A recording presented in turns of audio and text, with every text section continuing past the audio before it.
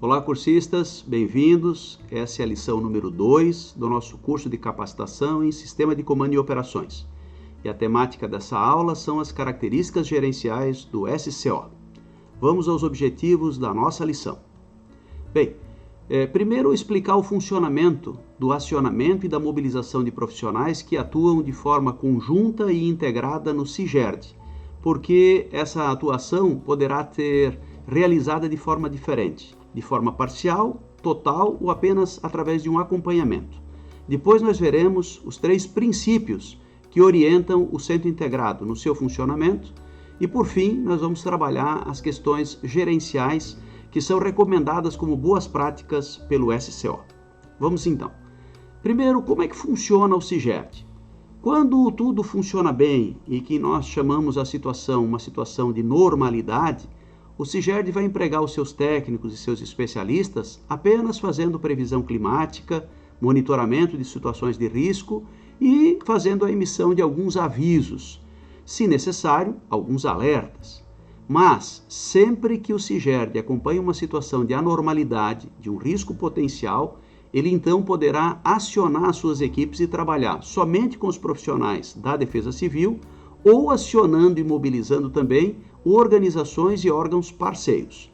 Vamos ver como é que isso funciona. Bom, basicamente esse sistema de acionamento e de mobilização funciona em 4 diferentes níveis. O nível 0 ou nível verde é quando tudo está tranquilo e o CIGERD apenas funciona no sentido de acompanhar. Quando ele passa para o nível 1 é quando acontece uma emergência em alguma cidade do estado. Então, normalmente, o próprio sistema municipal resolve essa situação.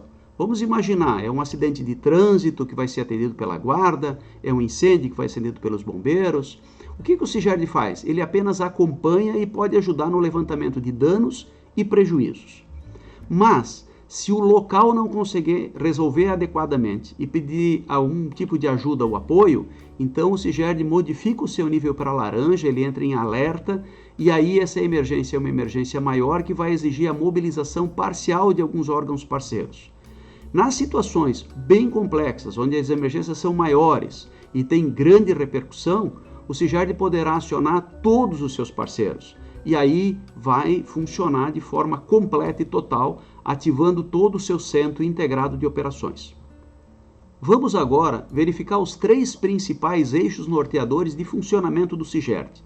Primeiro, flexibilidade, ou seja, ele é flexível porque ele dá um caráter universal à metodologia. Ele pode ser empregado, essa metodologia, em qualquer situação, de qualquer tamanho e de qualquer complexidade. Segundo, ele padroniza as condutas, baseadas em 14 características gerenciais que foram construídas a partir de boas práticas e que já vão ser vistas nos próximos slides.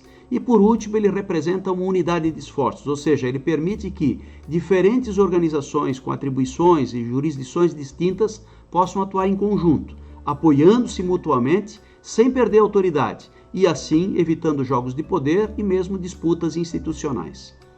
As 14 características gerenciais do SCO são essas. Primeiro, emprego de terminologia ou linguagem comum entre todos os envolvidos. Segundo, a organização é modular e flexível com base no organograma padrão. Terceiro, tudo é feito baseado em estabelecimento e transferência formal de comandos, preferencialmente na rede de rádio. Quarto, o uso de cadeia e unidade de comando. O 5, o comando que poderá ser único ou unificado. O 6, o uso da APO ou da administração por objetivos na hora de fazermos o planejamento das ações. O 7º, o uso de planos de ação específicos para cada atividade. O 8, a adequação do alcance de controle das operações. O 9, o uso de instalações e áreas padronizadas, que nós também vamos estudar um pouco mais. O 10, o gerenciamento integrado dos recursos, sejam eles operacionais ou logísticos. O 11, a integração e a interoperabilidade das comunicações utilizadas pelos respondedores. O 12, o controle da mobilização e desmobilização de recursos. O 13, a integração de informações e de inteligência. E o 14, o uso de coletes de identificação coloridos e o emprego de formulários padronizados da série 200. Bem, Para falar um pouquinho sobre cada uma dessas características, nós temos alguns slides. O primeiro demonstra o organograma padronizado do SCO. Vejam que o organograma ele tem algumas caixinhas coloridas e algumas que são brancas. As que têm coloração branca fazem parte do time que a gente chama staff do comando pessoal. E, portanto, as coloridas é um outro staff chamado principal ou geral. Normalmente, você sempre começa com a função do comando e em seguida operações. Dependendo da situação, da sua complexidade e da necessidade de recursos, as outras caixas também poderão ser ativadas. Portanto, o organograma padrão é esse, você poderá ativar todas as caixas ou somente algumas que são mais necessárias. De uma forma bem simplista, o comando é o responsável por coordenar toda a operação, o operações é o responsável por responder à situação crítica, o planejamento, quando ativado, ajuda na elaboração dos planos e na identificação da inteligência. A logística é quem vai arranjar todos os recursos de ordem logística para o bom funcionamento das operações, e o administração e finanças é aquele que acompanha a operação para fazer os pagamentos e as indenizações necessárias. Bom, o interessante é saber que o comando pode ser único ou pode ser o comando unificado. O comando, quando é único, ele tem apenas uma agência, portanto apenas uma pessoa responsável que estabelece os objetivos e prioridades do plano. O comando unificado é quando você tem vários indivíduos designados por suas respectivas autoridades jurisdicionais ou organizações e que vão atuar conjuntamente no estabelecimento de objetivos e prioridades, na alocação dos recursos e trabalhando junto também para garantir que as operações transcorram de forma bem integrada, bem colaborativa, seguras e que possam ser, em conjunto, alcançados objetivos efetivos e comuns. Portanto, essa é uma abordagem mais cooperativa que vai certamente ser muito efetiva na resposta às ações de situação crítica. A administração por objetivos, também chamada APO, diz que para estabelecer os nossos objetivos, é preciso que esses objetivos sejam claros, ou, portanto, sejam específicos, sejam alcançáveis e que possam ser determinados no tempo. Então, para isso, é importante priorizar esses objetivos, identificando estratégias e listas de tarefas táticas de acordo com cada um dos objetivos. Nós temos uma lição que vai orientar você como fazer isso e também temos depois alguns exercícios de fixação para você conhecer um pouco melhor a forma de como escrever esses objetivos e como distribuir isso em formas de tarefas. O importante depois será preparar e disseminar esses planos, estabelecendo as tarefas e procedimentos para cada um dos envolvidos, porque cada um deles vai fazer as ações específicas de acordo com suas habilidades. E no final você produz então um relatório sobre os resultados da operação em relação ao alcance ou não dos objetivos e prioridades. Se necessário, novos planos poderão ser feitos para novos períodos operacionais, caso seja uma situação de uma emergência mais complexa ou de mais longa duração. Vejam que é importante que você tenha uma adequada amplitude de controle. Então, o SCO recomenda que o número de pessoas ou recursos sob responsabilidade de um determinado superior seja compatível com a sua capacidade de gestão. Logo, ele não deveria ser inferior a 3, mas também não superior a 7. O número ideal, na verdade, é o 5. Então, é importante isso. Se você tiver mais do que 8 recursos para gerenciar, é melhor dividir em 2 grupos de 2 e fazer assim de forma que você tenha uma adequada amplitude no controle das ações gerenciais conduzidas. Com relação às instalações, vejam, as instalações do SCO, por recomendação, elas deverão ser sempre instalações padronizadas. Nós temos 6 instalações padronizadas recomendadas. São elas o posto de comando, onde todas as atividades de comando são desenvolvidas, a base, ou também chamada base de apoio, onde são desenvolvidas as atividades de ordem logística, como limpeza de materiais, abastecimento de veículos, manutenção de equipamentos, reequipamento de unidades que já tenham gasto os seus insumos e suprimentos, enfim. Temos também o acampamento, ou uma estrutura onde você vai apoiar os recursos humanos que estão empregados na operação, é lá onde é que eles vão se alojar, vão se alimentar, vão tomar banho, vão poder fazer contato com seus familiares, vão receber apoio médico e psicológico. Temos também o Centro de Informações ao Público, onde são desenvolvidas todas as questões de atendimento à mídia em geral, e temos as L-bases ou L-pontos. A diferença é que L-base é onde ficam as aeronaves para abastecer e fazer manutenção, e L-ponto é apenas o local onde é feito o desembarque de pessoal e equipamentos no teatro de operações. Temos também áreas padronizadas, não só instalações. E as duas áreas padronizadas do SO é a área de espera, também chamada área de estacionamento, ou área de concentração de vítimas. Então, essa área de espera ou área de estacionamento é onde os veículos que foram solicitados para atuarem serão recepcionados, serão cadastrados e vão permanecer até que sejam determinados para pronto emprego. E a área de concentração de vítimas é onde as vítimas, quando em grande número, serão reunidas, triadas e vão receber o atendimento inicial até que elas possam ser transportadas para unidades hospitalares específicas. Por fim, as zonas de trabalho. O SCO recomenda que você divida um local de emergência em diferentes zonas de trabalho. Então, a zona de trabalho chamada área quente é o local de maior risco e onde entrarão apenas aqueles que terão trabalho específico para fazer socorro. A área morna é uma área de transição intermediária e a área fria é uma área mais distante, portanto segura, onde normalmente é nessa área fria, que serão instalados o posto de comando, a base, o acampamento, enfim, toda a estrutura de apoio de mídia, aquilo que não fica próximo da situação que é mais reservada pelas questões de segurança. Vejam que cada uma dessas áreas ou instalações tem uma simbologia própria. Essa simbologia pode ser utilizada para fazer a sinalização de mapas e, portanto, facilitar o trabalho junto com as equipes de resposta. E é uma diferença importante também, isso a gente separou aqui como uma das questões dessa lição, que existe um posto de comando, mas ele é diferente de um centro de operações de emergência. Por quê? Porque o posto de comando é o local onde você trabalha no nível operativo, com foco na resposta.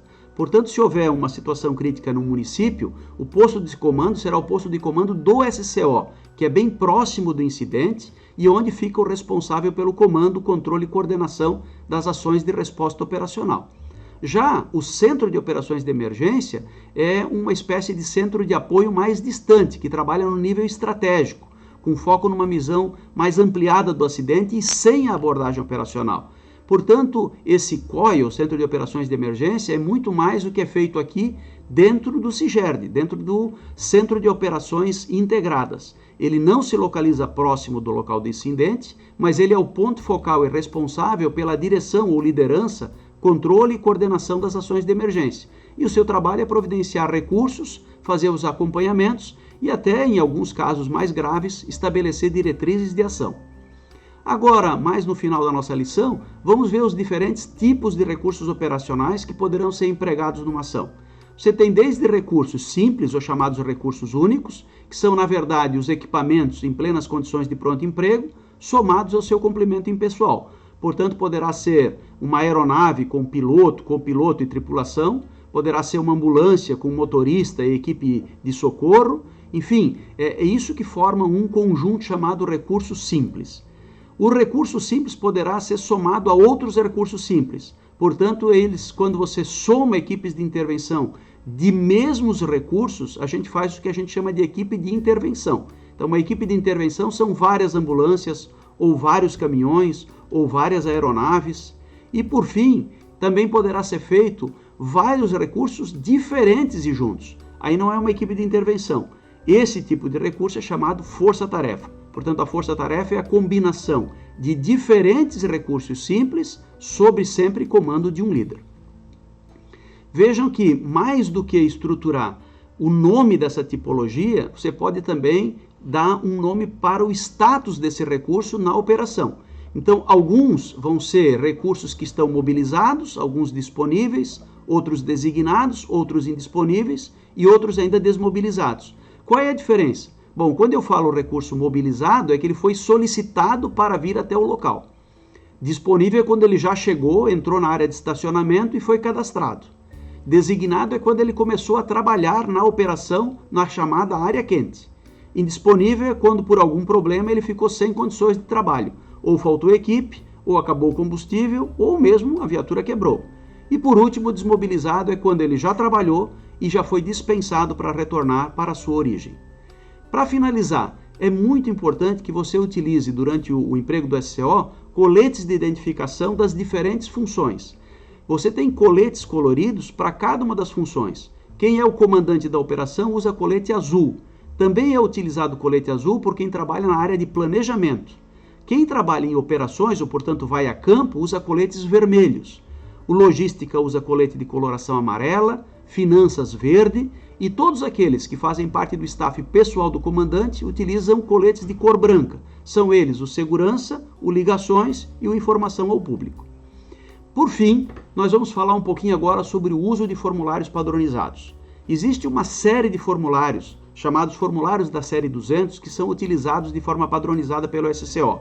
Esses formulários têm um layout padronizado e servem para ajudar você na identificação de riscos, no estabelecimento de planejamentos. Portanto, existem diferentes formulários. O mais conhecido, obviamente, é o SCO 201, que é um resumo do primeiro período operacional. Ele é um formulário simples de 4 páginas que deverá ser o primeiro a ser preenchido. Mas existem muitos outros. O 202, que designa o plano de ação, o 204, que é a designação operacional, que diz quem faz o quê, o 205, que estabelece o plano de comunicações, como você vai utilizar a rede de rádio para comunicar-se, o 209, que vai falar um resumo da situação, como é que aconteceu, como é que vai evoluir, o que está acontecendo, as condições do tempo, o 213, que serve para mandar mensagens gerais, e o 209, muito utilizado, o cartão T, para que você tenha o acompanhamento de todos os recursos operacionais que estão sendo utilizados. Veja, essa foi uma lição grande, mas é muito importante. A Defesa Civil somos todos nós. Espero que você tenha gostado e que siga firme nos ensinamentos dessa nossa lição. Até a próxima lição. Um abraço.